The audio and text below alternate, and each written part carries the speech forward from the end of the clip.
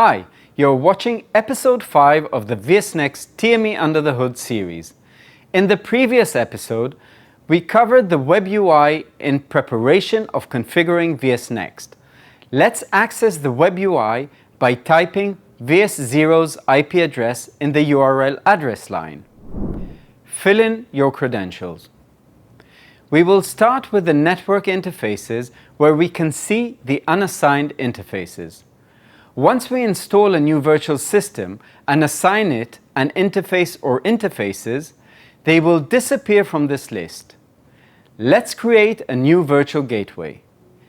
If you've seen the previous episode, you know to go to the virtual system option in the menu on the top left. Click the Add button and choose a virtual gateway. Next, we add an interface. We will show later how to connect it to a vSwitch for it to be able to communicate with the outside. For now, continue to set the SIG activation key for us to establish the first-time secure link to the management server via the Smart Console, another topic we will elaborate on later.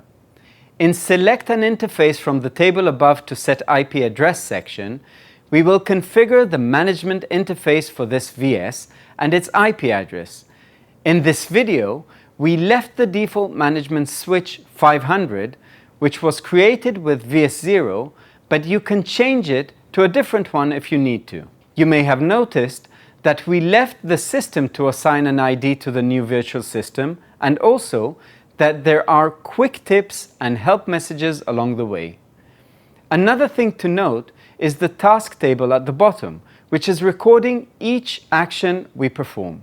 We will add yet another VS, but this time set its ID manually.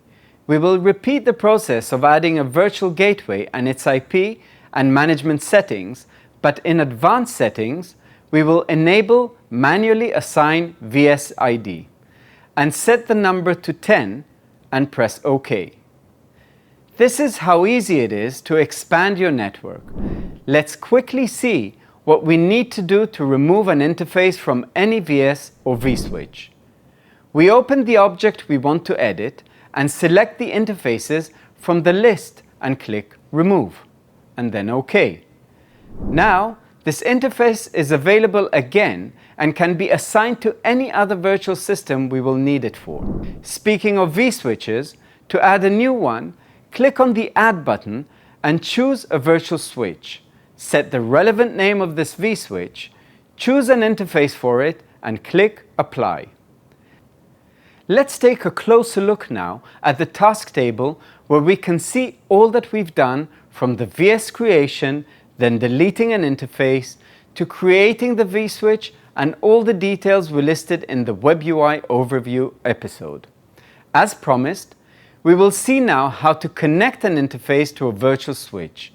Just open the relevant VS object, choose the relevant interface, then click on Connect to Switch, and choose the relevant vSwitch from the list and click Add to connect to it. And again, this time connecting VS10 to a vSwitch. As you can see, we can connect several interfaces to the same vSwitch. This is the end of the first part of this episode. We will continue with the WebUI configuration in the second part.